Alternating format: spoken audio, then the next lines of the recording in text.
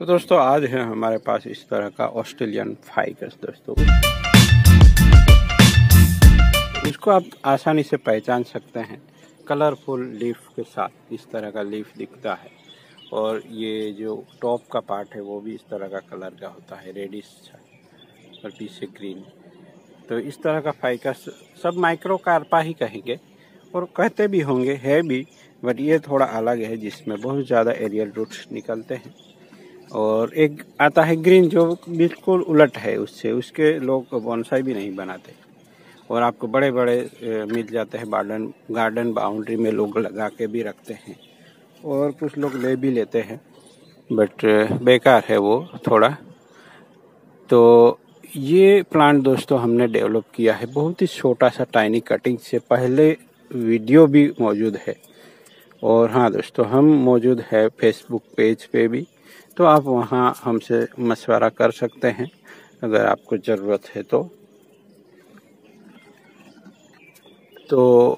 ये दोस्तों मैंने डेवलप किया है रूट ओवर रॉक। और जनरली लोग करते क्या है कि एक मैच्योर प्लांट लेते हैं और रॉक के ऊपर अटैच करने के लिए रखते हैं जिसमें रूट भी लंबे हो वगैरह। तो मैं उन सबसे उलट वर्क किया है मैंने कि मैंने टाइनी सा कटिंग ले लिया, थोड़ा लॉन्ग रूट वाला था, और उसको मैंने यहाँ सेट किया। पहला वीडियो भी आप देखेंगे, मैं शायद अटैच भी कर दूँ, तो आप देखना चाहते हो तो देख सकते हैं। तो किस तरह से एक रॉक के साथ हम प्लांट को अटैच करते हैं और बहुत ही कम टाइम में ये अटैच हुआ है। और इसमें से हमने 2 ब्रांचें रखी थी मैंने, जो कि एक निकाल दी थी। देखिए हीलिंग भी स्टार्ट हो चुका है और उसमें से भी एक प्लांट बन गया है। कुछ दिन पहले हमने वर्क किया था मैंने। तो इस तरीके से डेवलप होता है और एकदम नई टेक्निक जो कि आप लोग अब परिचित हो गए हैं, क्रेजी बैंड वाली, जो हमारे यहाँ ज़्यादा देखने को नहीं मिलती, और वो मैं उसके साथ जा रहा हूँ।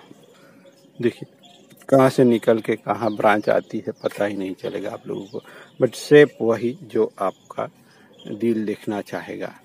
तो यहाँ हम क्या करेंगे, कुछ वायरिंग ज़रूरत है तो करेंगे और कुछ ही दिनों में इसमें ट्रिमिंग वगैरह भी होगा, जैसे आप भी कर सकते हैं। पहले भी महीने पहले भी मैंने ट्रिमिंग किया था और सक्सेसफुली हो भी गया है। आजकल थोड़ी गर्मी भी है तो हो सकता है ट्रिमिंग करने से भी शायद अच्छा रिजल्ट मिल जाएगा। तो कुछ से पुराने पत्ते हटा देता हूँ, लीफ हटा रहा हूँ दोस्तों। ट्रिमिंग भी कर ही देना चाहिए ऐसा लग रहा है, तो कर भी देते हैं तो मुझे तो कोई दिक्कत नहीं नज़र आ रहा है क्योंकि गर्मी पड़ने लगी है। बट एक इम्पोर्टेंट चीज़ दोस्तों, ये लोअर ब्रांच है फिर भी यहाँ ग्रोथ देखने को मिला है। देख सकते हैं पूरा वायर घस चुका है, वायर बाइट हुआ है, यानी यहाँ ग्रोथ हुआ है। वो क्यों हुआ है? क्योंकि हमने इस प्लांट को बैलेंस किया था। ऊपर ब्रांचों को हमने ट्रिम कर दिया था, ऊपर जो ब्रांच अच्छे ग्रो करने लगी थी इसी ब्रांचों को हमने ट्रिम किया। तो इसकी वजह से क्या हुआ, नीचे ग्रोथ करने लगा प्लांट।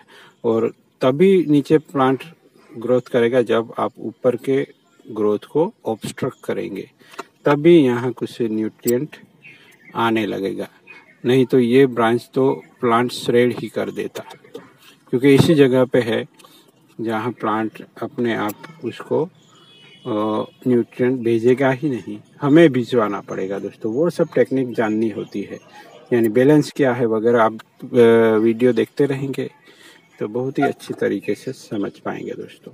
तो एक छोटे से प्लांट से प्लांट को डेवलप करना है तो फिर स्ट्रेटेजी से आगे चलना होगा। तो चलिए दोस्तों, एक्सपेरिमेंट भी हो जाएगा, ट्रिमिंग भी कर ही लेते हैं, क्योंकि हमें यहाँ चाहिए अब मल्टीप्लिकेशन। यहाँ से सुरक्षित दूरी यानी 1-1.5 इंच के बाद हमें ट्रिमिंग कर देना है। तब क्या होगा, तो यहाँ कुछ ब्रांचें निकलेगी और इस प्लांट में वो दिक्कत नहीं आती कि नई ब्रांच निकलेगी, यहाँ बहुत सारी ब्रांचें निकलती हैं। तो इसके बाद यहाँ रेमिफिकेशन होना स्टार्ट हो जाएगा। जबकि देखिए ये ज़्यादा ब्रांच ग्रो करने लगी है तो ये अनबैलेंस कहा जाएगा, क्योंकि ये ब्रांचों में वृद्धि नहीं हो पाएगी और रुक जाती, इसलिए। तो अब सभी में एक साथ वृद्धि होगी। और यहाँ देखिए ये ब्रांच को भी हम काट लेते हैं। तो एक तरीके से यह डिफोलिएशन जैसा भी हो गया है, और कर भी लेते हैं तो भी कोई बात नहीं। अब डिफोलिएशन भी हो ही गया क्योंकि पहले ही हमने अनवांटेड चीज़ें निकाल दी है। अब यहाँ ब्रांचिंग की ही देरी है, तो जैसे ही ब्रांचिंग हो गई ये प्लांट अच्छे से डेवलप हो जाएगा दोस्तों। तो मैंने उल्टी सिस्टम से स्टार्ट किया है, यानी अनमेच्योर प्लांट को रॉक पे बिठाया और डेवलप किया है। देख सकते हैं आप लोग, यहाँ अच्छा ग्रोथ नहीं है क्योंकि ये नीचे ब्रांच हो गई। अब ग्रोथ एक ही साथ स्टार्ट हो जाएगा दोस्तों। तो ये डिफोलिएशन वगैरह करने का यही होता है कि प्लांट एक साथ सभी जगह से स्टार्ट हो जाता है, इसलिए रिपोर्टिंग के बाद सब एक साथ होता है, डिफोलिएशन सब कुछ। तो प्लांट एक साथ स्टार्ट हो जाता है और सभी ब्रांचों में एक बार ग्रोथ मिल जाता है। फिर अनबैलेंस वगैरह होने लगता है, तब हमें ध्यान रखना है कि जो ब्रांच ज़्यादा ग्रो हो रही है उसको हमें ट्रिम कर देना चाहिए, जिससे कम ग्रोथ करने वाली ब्रांच भी उसको भी खुराक मिलता रहे दोस्तों। तो जब तक आप बैलेंसिंग नहीं समझ सकते, आप अच्छा प्लांट नहीं डेवलप कर पाएंगे। हाँ, आपने एक बार में कर भी लिया, जैसे कि मैंने कहा एक बार तो एक साथ स्टार्ट होगा प्लांट, फिर अनबैलेंस स्टार्ट हो जाता है। और पीपल है तो ये काम बिल्कुल नहीं करना है, एक साथ ट्रिमिंग डिफोलिएशन वगैरह याद रखिए, वो भी बहुत ही इम्पोर्टेंट है। और इस वाली ब्रांच को मैं अभी छेड़ने वाला नहीं, क्योंकि उसमें हमें थोड़ा और ज़्यादा ग्रोथ चाहिए, और ग्रोथ जैसे ही स्टार्ट होता है हम उसमें भी ट्रिमिंग करेंगे। तो एक नीचे वाली ब्रांच को एक अलग प्लांट की तरह ही ट्रीटमेंट करना है, ये भी याद रखने वाली बात है दोस्तों। वो चीज़ ही अलग है, प्लांट ही अलग है, समझ लीजिए। क्योंकि ऊपर आपने ज़्यादा ध्यान दिया, ये अपने आप मर जाएगी।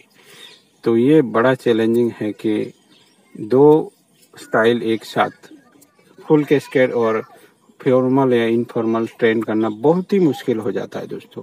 और हम स्टाइल तो कर ही लेंगे, क्योंकि दो ब्रांचें होती है, तो एक नीचे झुकाई एक ऊपर ले ली, तो हमने शेप भी अच्छा लगेगा। बट उसको आगे चल के बैलेंसिंग करना बहुत ही मुश्किल हो जाता है दोस्तों। तो दोनों में से एक ही बचता है। अगर आपको बैलेंसिंग नहीं आता, तो बैलेंसिंग वर्ड आज बार बार है और इतना इम्पोर्टेंट भी है, तो उस पर ज़रा ध्यान दीजिएगा, क्योंकि आपको कहीं नहीं सुनने को मिलेगा। तो मैं नीचे वाली ब्रांच को थोड़ा वायरिंग कर दूं, जिससे ये अच्छे शेप में भी दिखने लगे। और मेरी सोच ये भी है कि हो सकता है मैं इस बार इस प्लांट का रिपोर्टिंग ना करूं, इसलिए मैंने अभी से कर लिया। चलिए, क्योंकि पिछले बार भी मैंने किया है इस प्लांट का। तो यहाँ मैं दो ब्रांचों को अनवांटेड मान के निकल रहा हूँ, क्योंकि इस तरह लोअर ब्रांचों को ट्रेन करना मुश्किल है। तो जितनी कम ब्रांचें हो इतनी अच्छा है। तो एक ब्रांच को ही लेके हम चलेंगे, और हो सकता है आगे जाके यहाँ एरियल रूट आ जाए, तो फिर अपने आप ये डेवलप होता रहेगा। तब भी क्या होता है, ये थिकन नहीं होगा। तो इसलिए जब तक हम बैलेंसिंग करके आगे ले सकते हैं प्लांट को, तब तक ये चीज करते रहना है दोस्तों। तो एक छोटी सी इस तरह की टहनी से हमने इस प्लांट को स्टार्ट किया था, और अब ये चूंकि डेवलप ही हो गया है, अब इस बार तो ये तैयार हो ही जाएगा मेरे ख्याल से, क्योंकि अच्छा डेवलपमेंट मिल जाएगा आप लोग हमें। और एक ट्रंक लाइन भी दिख रही है, ब्रांचिंग भी नेचुरल तरीके से होने लगा है। जो हमने क्रेजी बेंड किया था वो सब मर्ज होके एकदम से अच्छा दिखने लगेगा दोस्तों, या दिखेगा भी नहीं।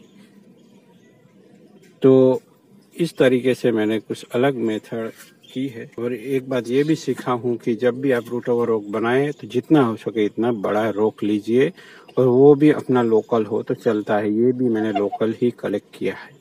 थोड़ा ऊपर उठाएंगे, कोई ट्रे देंगे, बड़ा अच्छा लगेगा। उसको एक बार हम डेवलप होने देते हैं, अगले साल शायद उसको ट्रे में भी रखें, अच्छे से रूट भी डेवलप हो जाएंगे, तो अच्छा लगेगा दोस्तों। और इस ब्रांच को मैंने नहीं छेड़ा है, क्यों? क्योंकि उसमें अभी मुझे ग्रोथ चाहिए। जब तक ऊपर स्टार्ट नहीं हो जाता तब तक इसे ऐसे ही रहने देंगे। तो चलिए मिलते हैं किसी और नए टॉपिक के साथ। Thank you for watching.